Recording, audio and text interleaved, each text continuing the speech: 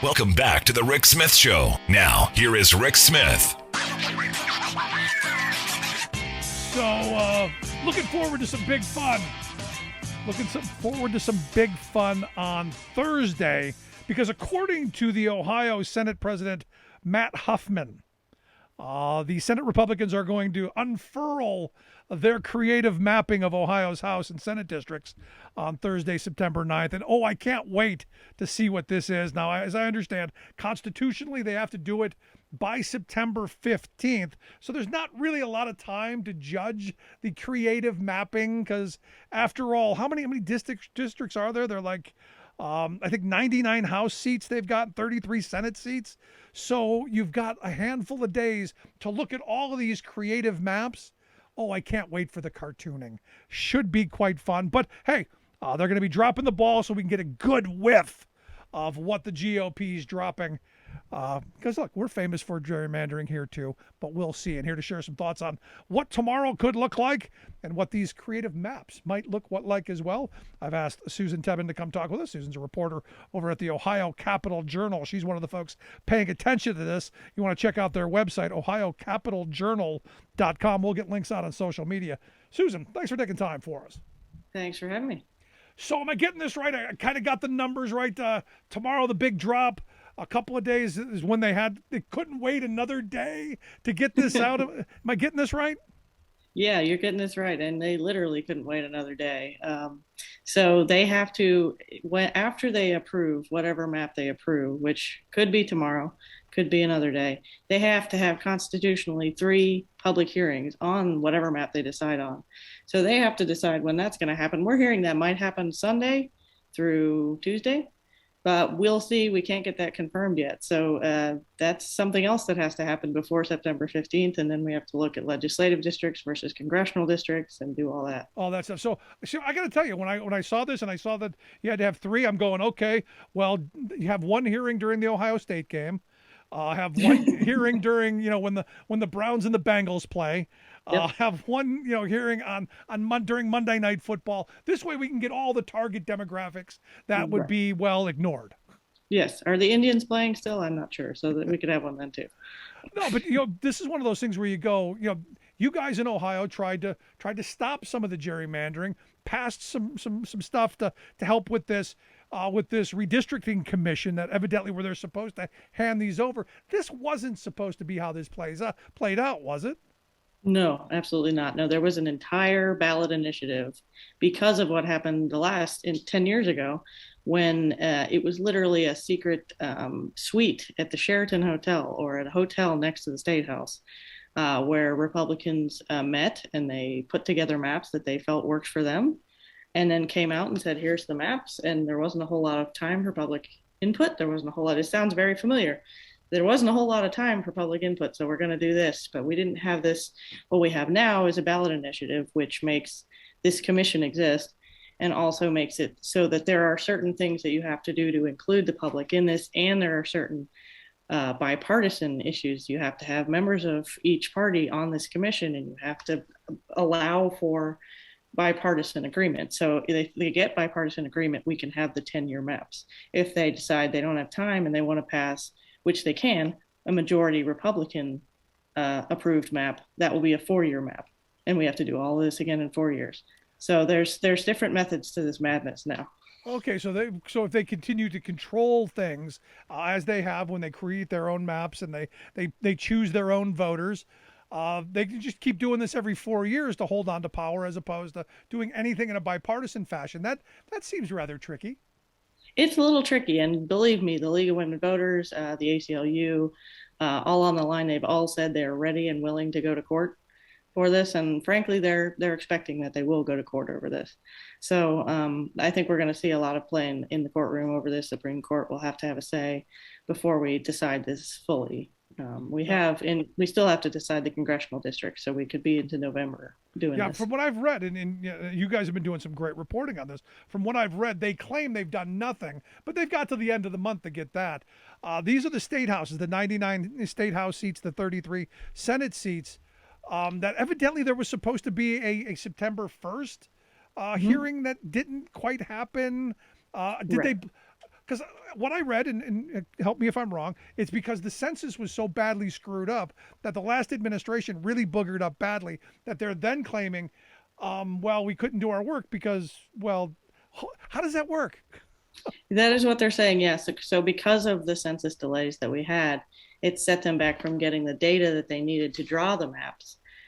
So the Republicans, at least on that side, say this is why we couldn't do this. This is why we couldn't. But you have Democrats, Senate Democrats have already, the Senate Democratic Caucus has already released a map that they proposed. They released that September 1st. So it wasn't exactly, with a whole lot of time there, but at least the Democrats specifically did it saying, here, we can prove that you can put out a map. So you have both sides saying this could have been possible. We could have been preparing for this for 7 months, even if we didn't have the data. But the GOP says we didn't have the data. We didn't have enough time. So we'll have to figure this out in this extremely short timeline. And they had that trigger. September 15th is the new deadline. And that was actually built into the ballot initiative as a trigger. If they couldn't decide on anything by September 1st, it just didn't seem like that was ever in the cards for this based on what we've seen so far. Yeah. So what are we expecting out of this? I mean, we've seen these maps, before. I mean, North Carolina had some really creative ones. Pennsylvania had a lot of really creative ones. In fact, the senatorial district that I live in currently looks like that Calvin kid who's usually, whizzing on things, only he's got a really bad case of gas. And I happen to live right in the center of the gas cloud of the 30th senatorial district here in Pennsylvania. And good, look, hey, there was a nice joke. It was funny, ha ha. But not really representative of compact, contiguous, and of the district. Right. No, we have so many districts here. We had last week. We had a whole week of testimony from public people in the public saying we can't stand how these districts are drawn. We have the snake on the lake up in northern Ohio. We have, it's either called a duck or a dragon in central Ohio. We have any number of names. We've got names for everything for the districts here that say our neighbors down the street are in a different district. We have houses cut in half, that on one side of the house it's a district, on the other side of the house it's a district, and they go to vote and they think they're educated, and then they say, never mind, you're going to another district. So there's those issues here. We certainly have these issues that we have to iron out. No, and there's the idea of constitutionality of it all, too. And this is the weird thing here is that, I go, from the beginning, why is it that politicians are the ones who are dealing with this? I mean, Ohio did the vaccine lottery. Why don't we just have a lottery, and whoever wins the lottery gets to draw the map? You give them a crayon, you give them the map. Well, go to town. We've had middle school students. Yeah, middle school students. There was a contest for middle school students to draw maps in Ohio, and they did it. And they weren't horrible. I don't know the constitutionality of it because that was pretty early on, and we've had many. You can look on the Ohio Redistricting Commission's website, and you can see all of the public maps that have been drawn by people, professors, and people that do this for a living. And they say, this isn't this hard because there's software now that will basically do it for you. Right. So this is one of these things where I am personally not 100% against the idea of gerrymandering. It's the aims that I have a problem with. If we could get 50-50 districts to where we're now really talking about ideas and people are really competing on who's got the best plan, who's going to, invent the next, monkey widget or whatever, then I'm okay with, fiddling things around a little bit. But if we're making safe districts where the incumbent's never going to lose in a million years, even if you do find a dead hooker and a live boy in the trunk, there's a problem there. And I don't want that for either side because it's not good for voter participation. So many people go, what is it? I live in central Pennsylvania. There's no reason for me to go to vote because there's no way a Democrat's going to win in the gerrymandered district that I'm in. Right. You certainly don't want people starting to think that. And there are people that think that I don't need to vote. Why would I vote? I know the Republican's going to win, or I know the Democrat's going to win, right, depending on where you are. Yeah, no, that's definitely, it affects voter access. It affects everything. The very idea that voting is going to change things gets, convoluted when you have districts that don't seem to make sense, and you have rural districts mixed in with urban districts, and they don't have the same interests or even people in them. And then you have the prisons being counted as, in the census, being counted as they live in those prisons. So that goes back and adversely affects the communities that they used to live in, which, can upset a whole lot of things. So yeah, there's a lot of things that are impacted by gerrymandering, good or bad. Yeah. So now you're going to be following this obviously tomorrow, and what do you expect? I mean, you've been doing this for a little while. You kind of have a sense of what you're expecting tomorrow. Do you have any sense? Yeah, I mean, I've certainly talked to people that have done this for the last 10, 20 years. And we've seen what we expect is the GOP is going to put out a map. And, with the Ohio legislature, it's never this is going to happen. We always have to lean on the side of this is probably going to happen. But we're expecting a GOP map, and it's supposed to be a House and Senate GOP map together, whereas we just got a Senate Dems map. So we don't know if we're going to get a House Dems map. And then they're planning on introducing that in the morning. So they're having two meetings tomorrow, one at 10 a.m., one at 2 p.m. And then the 2 p.m. might be when they actually pass through a map that they say, this is the map that the commission thinks is the best. And then that starts a process of the 3 days of hearings that are supposed to be on 3 different days. So hopefully that will still happen. So that kind of explains it, because this is the ticking the ticking bomb. We're getting down to the 24th hour here. That there's no more time for them to stall or delay. This is it. There's almost a gun to their head going, you got to get it out. Right, or they have to do what they've done on budget cycles, which is cover the clock over and say, well, we don't know what time it is. And then once they're done with this, they can't even sit on their laurels because congressional districts come after that. So we have to start this all over again. So this is one of these things, Susan, and look, if Democrats were this blatant about it here in this state, I would be screaming from the rafters, because this isn't how this is supposed to work. This isn't how the democratic process is supposed to work. How is it the people in Ohio are going, is there outrage, or people just going, we're the pandemic? Oh, no, there's definitely outrage. And it's interesting because it's kind of bipartisan outrage, because when we had the meetings, the redistricting commission went all over the state. They had meetings at universities in Lima, the Ohio State University in Lima. They had some in Zanesville at OU's campus in Zanesville. They had them all over, but the people that didn't agree, that they denied that gerrymandering was happening, but they also said you shouldn't be having these meetings at universities. You should be having them at trade schools. You should be having them at community centers and things like that. So even they had an issue with how these were going. And then you have general outrage on the other side, which is, this should not be happening in the state. We had a ballot initiative that said we didn't want this to work this way. Why is it still not transparent? Why is it not still working the way it's supposed to? You have the GOP. I have to say that the GOP denies that they're doing anything in secret. Besides, they're meeting with their staff are meeting to sort of talk about maps, but nothing's being decided. So I have to say that, or I wouldn't be doing my job. No, and I don't want you taking sides. This is let me do that. Yeah. Let me be the one to go. I think I know which way they're going to go. They're going to hold on to power, because absolute power corrupts absolutely. That's a universal truth, no matter which side of the aisle you're on. Right. And it would be a logical thing for them to do, is to want to keep what they have. Absolutely. It's working. Most certainly, if you give me the magic wand to where I'm going to win every time, I'm going to win every time. I'm going to tell you that right out. I'm not benevolent. I'm not wonderful. I want to win. And they do too, which is why this shouldn't be in their hands. Yeah, we had a professor that came to one of the meetings and said they win whether you flip the coin or whether the coin lands on the edge. They still win. Win.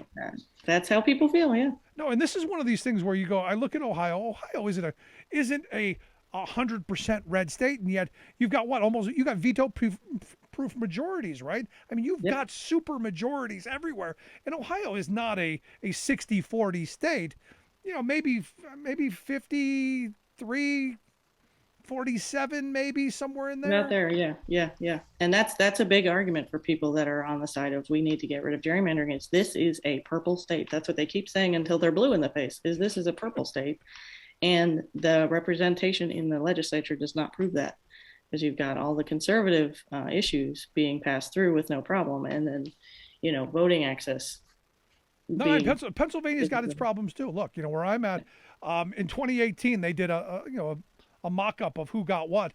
And, Democrats got 54% of the vote across the state. Democrats won the state row offices. They had big numbers, yet only got 45% of the seats in the House and in the Senate. Same thing with Michigan. Michigan, you saw 53% of the vote going to Democrats, but they only got 47% of the seats. Even North Carolina, North Carolina was a blue state. 51% voted for Democrats. Only 45% of the people got an actual representative. So we don't have representative democracy, and I'm not going into that. But when it's that skewed and you're getting that little representation, like here in Pennsylvania, the Democrats won the popular vote and got 8 to 13 seats. It was something crazy, like way out of the realm of possibility. Right. Right.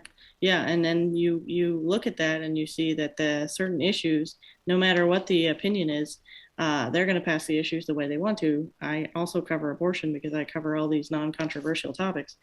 I cover abortion too. And they, the abortion, the Pew Research Center said that abortion in the state, the opinion as to whether it be legal or not is about split, but 49% think that abortion should be legal in most cases, if not all. And that's not how we see the legislature voting. We see them pushing through 6-week bans. We see them pushing through all sorts of things.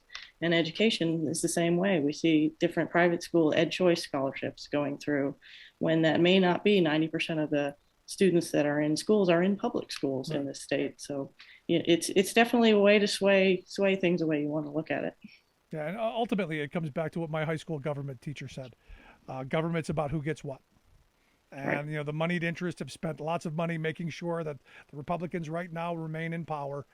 And because they're the ones getting what they want, the average everyday working stiff is getting the short end of the stick again and again and again. And I understand why people are angry. I do. I understand why folks feel like their government is letting them down, that they're not getting what they should be getting out of policy or initiatives, because they're not. Right. And absolutely. And that's definitely something that we try to continue to push, is that people should have their voice, and we're trying to make sure that their voices come out in this redistricting thing and education and anything. Make sure that we get the people talking and not just the stiffs, as you call them. I'm a working stiff. Yeah. We got to get the non-administrative stiffs and the working stiffs instead. So real quick, last prediction: will there be a really funny cartoon to come out of these maps? Will there be something outrageous? Absolutely. We've already seen things that look like tie-dye, things that look like a swirl, like a Dairy Queen swirl, and things like that. Yeah, there will be some pretty ones. At least we can mock it, even if it means we're swirling down the drain. But Susan, I appreciate you taking some time. I look forward to your reporting on this, and I hope you'll come back again and talk to us real soon. Absolutely. Been a great time, Rick. Good stuff. Thanks so much, Susan Tebben, reporter there at the Ohio Capital Journal. Make sure you check out their website, ohiocapitaljournal.com. We'll get links out on social media. Quick break, right back. Stick around. You listen to The Rick Smith Show. We're working people. Come to talk. Remembering that united we bargain, divided we beg. Rick Smith.